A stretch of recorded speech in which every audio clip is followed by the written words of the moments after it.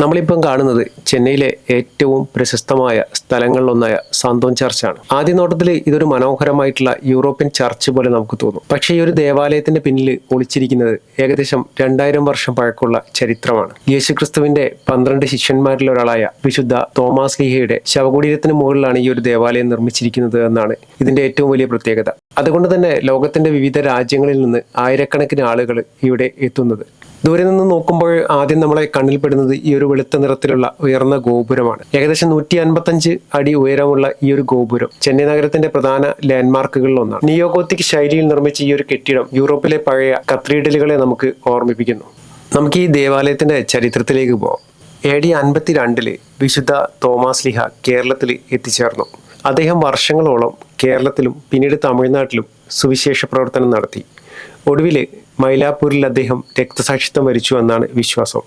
അദ്ദേഹത്തെ സംസ്കരിച്ച സ്ഥലത്തിന് മുകളിലാണ് ഈ ഒരു ദേവാലയം നിർമ്മിക്കപ്പെട്ടത്. ഇന്ന് നമ്മൾ ഈ കാണുന്ന ദേവാലയം ഒരേ സമയം നിർമ്മിച്ചതല്ല.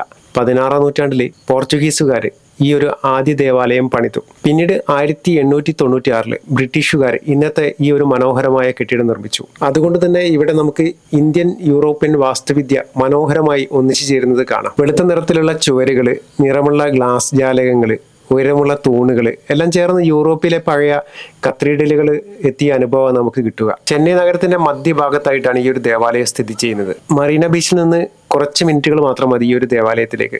അതുകൊണ്ട് തന്നെ ചെന്നൈയിൽ വരുന്നവർക്ക് ഒരു ദിവസം കൊണ്ട് മറീന ബീച്ചും സാന്തോം ചർച്ചും ലൈറ്റ് ഹൗസും ഒരുമിച്ച് കാണാൻ സാധിക്കും. എനിക്ക് വ്യക്തിപരമായിട്ട് ഏറ്റവും ഇഷ്ടപ്പെട്ടത് ഇവിടെ കിട്ടുന്ന ഒരു ശാന്തതയാണ് കേട്ടോ. ഇതൊരു ടൂറിസ്റ്റ് സ്പോട്ട് മാത്രമല്ല, ചരിത്രവും വിശ്വാസവും ഒരുമിച്ച് അനുഭവിക്കാൻ കഴിയുന്ന ഒരു സ്ഥലമാണ്. നിങ്ങൾ വിശ്വാസിയാണോ അല്ലയോ എന്നത് പ്രശ്നമല്ല. ചരിത്രം ഇഷ്ടമാണെങ്കിൽ ഈ ഒരു സ്ഥലം നിങ്ങൾ തീർച്ചയായിട്ടും ആകർഷിക്കും, അത് ഉറപ്പാണ്. അപ്പൊ ഇതായിരുന്നു ചെന്നൈയിലെ സാന്തോം ചർച്ച്. നിങ്ങൾ ഒരിക്കൽ ചെന്നൈയിൽ വരികയാണെങ്കിൽ ഈ ഒരു സ്ഥലം നിങ്ങളുടെ ട്രാവൽ ലിസ്റ്റിൽ തീർച്ചയായിട്ടും ഉൾപ്പെടുത്തുക കേട്ടോ. അപ്പൊ നിങ്ങൾക്ക് ഈ ഒരു വീഡിയോ ഇഷ്ടമായി എന്ന് കരുതുന്നു. നമുക്ക് അടുത്ത വീഡിയോയിൽ കാണാം.